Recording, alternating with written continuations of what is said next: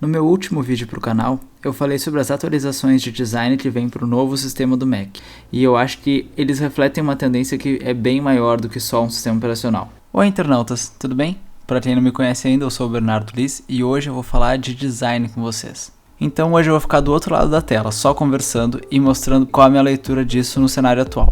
Quando a gente fala de design, é fácil pensar só em logos, panfletos, peças gráficas ou sites. Mas existe toda uma camada do design que nos circunda e que muda bastante como a gente vê e percebe o mundo, mesmo sem perceber ela. Eu vou dar um exemplo bem prático. No início dos anos 2010, a Apple, o Google e a Microsoft foram para linguagens visuais mais claras, com mais branco. E eu tinha certeza que ao longo dos anos 2010 eu estava vendo mais carros brancos na rua. Pesquisando para fazer esse vídeo, eu vi que eu realmente estava certo. A média mundial de carros brancos foi de 29% para 38% e a média na América do Sul foi de 29% para 42%. Eu não sou nenhum especialista em carros, mas eu sei que carro preto, branco e cinza costuma vender bem e ter uma revenda boa em quase toda situação. Então dá para conjecturar que esse aumento do branco é uma coisa mais subjetiva. E também dá para conjecturar que esse aumento da escolha pelo branco possa ter a ver com o design estar colocando o branco mais na vida das pessoas ao longo dos anos 2010. Até 2011, 2012, quase todo o sistema operacional e quase tudo que as pessoas passavam o dia mexendo era cinza, preto, com mais sombras, mais texturas, mais metal. E dos anos 2012, 13 para frente, o branco tomou um lugar super presente na vida das pessoas, principalmente no celular delas, por várias mudanças de design que aconteceram ali. Então, apesar de o lance dos carros ser uma possível coincidência, a mudança de design que ocorreu na última década é fato dado. Então, é isso que a gente vai analisar. Para começar, eu acho que é legal a gente traçar uma linha do tempo, especialmente para quem não é muito familiarizado com design gráfico. Eu vou dividir essas épocas em 4 partes, mais ou menos: pré-computação, início da computação, anos 2010 e agora. Na era pré-computador, ao longo do século XX, em sua maior parte, a gente teve uma evolução muito grande do design gráfico e algumas construções de identidade visual que permanecem fortes e emblemáticas até hoje. Quase tudo era feito em 2D e com traçados simples ou bem marcantes na forma vetorial, sem depender de muitas cores, sombras, gradientes. Isso mudou um pouco na virada para os anos 2000, quando o computador pessoal não só já estava popularizado, mas ganhou muita capacidade de processamento gráfico, então 3D virou uma coisa mais acessível, efeitos ficaram mais acessíveis. Com isso a gente teve um boom no design de coisas mais tridimensionais, peças gráficas com mais gradientes, logos com mais tridimensionalidade, efeitos, sombras, luzes. Tudo isso ficou mais possível com os computadores evoluindo e a gente tinha uma coincidência um tanto conveniente para isso. Ao longo dos anos 90, os computadores deixaram de ter sistemas operacionais que eram simplesmente letrinhas numa tela preta para ter telas com cores de verdade, imagens de verdade e uma interface gráfica de verdade. Essas telas melhores e esses sistemas operacionais que estavam ficando mais avançados precisavam de uma linguagem gráfica à altura. E na época, seguindo a tendência do design de usar mais 3D e mais tridimensionalidade, e também pela necessidade das pessoas de entenderem como é que o computador funcionava, que o ícone da internet era um mundinho, a lixeira era uma lixeira, a pasta era uma pasta, foi usado muito um conceito chamado de esquemorfismo, ou seja, levar referências do mundo real para o digital para que as pessoas entendam o que é cada ícone e o que é cada região do sistema. Como a gente estava nessa vibe do design 3D, lógico que todos esses ícones ao longo dos anos 2000 foram muito para esse lado de sombras, gradientes e referências ao mundo real.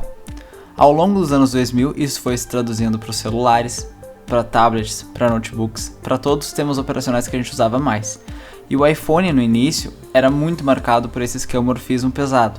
Todo o design do iOS e depois do Android tinha esses ícones, essas sombras, era mais escuro, até porque no início o smartphone não era uma coisa super popular. Os smartphones, quando surgiram, eram uma coisa de negócios. A gente tem que lembrar que o iPhone foi o primeiro telefone que tentou deixar um pouco mais divertido, entre aspas, esse conceito de smartphone, porque até então os Blackberries e os telefones mais capazes tinham esse viés de negócios. Então era ideal que esses sistemas operacionais, no caso o iOS e o Android, transparecessem essa seriedade, esse poder, eles tinham que mostrar que eles eram minimamente capazes, que eles se assemelhavam aos computadores de verdade de alguma forma. Então eles tinham esses ícones e essas interfaces gráficas mais escuras e todas essas texturas que a gente já estava um pouco acostumado a ver no Mac e no Windows. O primeiro iPhone é de 2007 e a gente pode ver que ao longo das versões do iPhone e dos telefones do Android ao longo dos seus primeiros anos, esse design foi levado ao máximo, até que cansou. Chegou um ponto no início dos anos 2010 que todo mundo tinha um smartphone e que essas interfaces gráficas estavam na mão de todo mundo na Terra, tanto Android quanto iPhone. E a tendência de design já não era mais essa coisa esquemorfista e cheia de texturas e gradientes. Isso foi pesando e os designers foram vendo que ok, os anos 2000 foram muito legais, a gente testou tudo que podia, esses recursos, mas eles não são exatamente os melhores para todo tipo de interface. Eles podem ser muito úteis às vezes, mas vamos simplificar, já era uma tendência recorrente. É difícil dizer quem exatamente começou a puxar esse minimalismo de volta nos anos 2010, mas eu me lembro de a Microsoft com o Windows Phone ter sido uma das primeiras. O Windows Phone, assim como o Windows 8 para computador, tinham essa interface gráfica com formas super minimalistas baseadas em cores sólidas, que eram completamente diferentes dos sistemas móveis do Windows antes, do Windows 7 na época, do iOS e do Android. O Windows Phone era um conceito bem novo para o design da época e chamava bastante atenção até por isso. Até os aparelhos que a Nokia fazia para a linha Lumia, que vinha com o Windows Phone, eram muito mais minimalistas do que a maioria dos outros.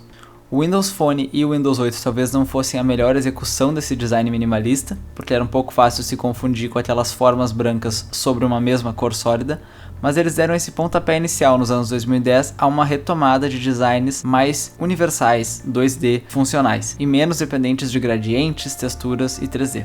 A Apple em 2013 seguiu essa tendência com o lançamento do polêmico na época iOS 7. O iOS 7 foi uma mudança radical no design de todos os aparelhos da Apple, que viraram do dia para a noite telefones super coloridos, claros, algumas formas completamente abstratas foram introduzidas, o esquemorfismo foi reduzido drasticamente e muitas das formas escuras, mais pesadas e texturizadas deram lugar a sombras leves, transparências e muito mais branco. Em 2014, quase junto com as outras duas marcas, o Google veio com uma proposta do Material Design, que também tinha essa pegada muito mais minimalista, mais clara, apesar de ter um pouco mais de sombras e um pouco mais de tridimensionalidade do que o Windows e a Apple estavam trazendo. Apesar de que o minimalismo e essas formas 2D que ressurgiram nos anos 2010 ainda terem uma hegemonia bem grande no design geral, o que eu acho é que a gente está devagarinho vendo uma retomada de um pouco daquelas formas e um pouco do 3D e um pouco do gradiente que tinha nos anos 2000. Por quê?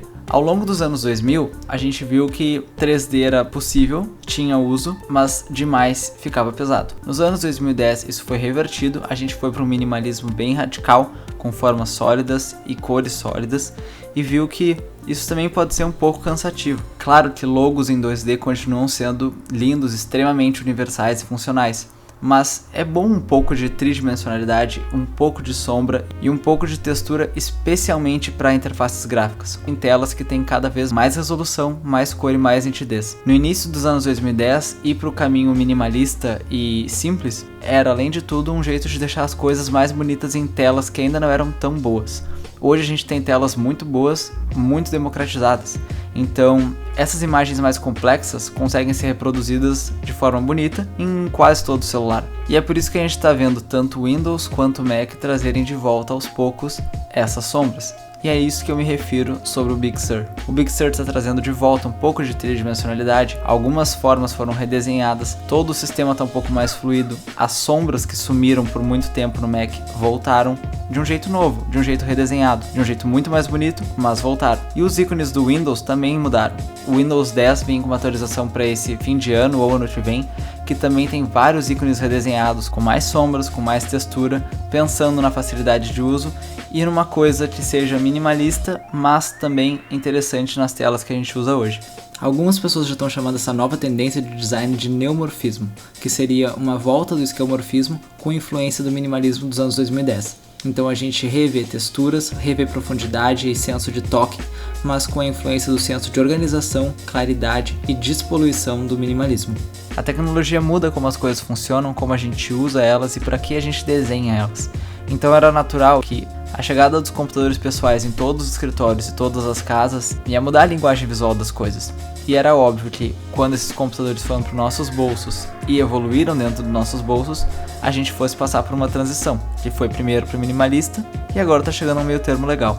Então é isso, pessoal. Espero que vocês tenham gostado dessa breve linha do tempo sobre o design que nos circunda todos os dias. E se tiverem sugestões, comentários, não deixem de fazer. Eu adoro debater esses assuntos. Deixem um like se gostarem, um dislike se não gostarem e se inscrevam no canal para mais conteúdo assim. Até mais!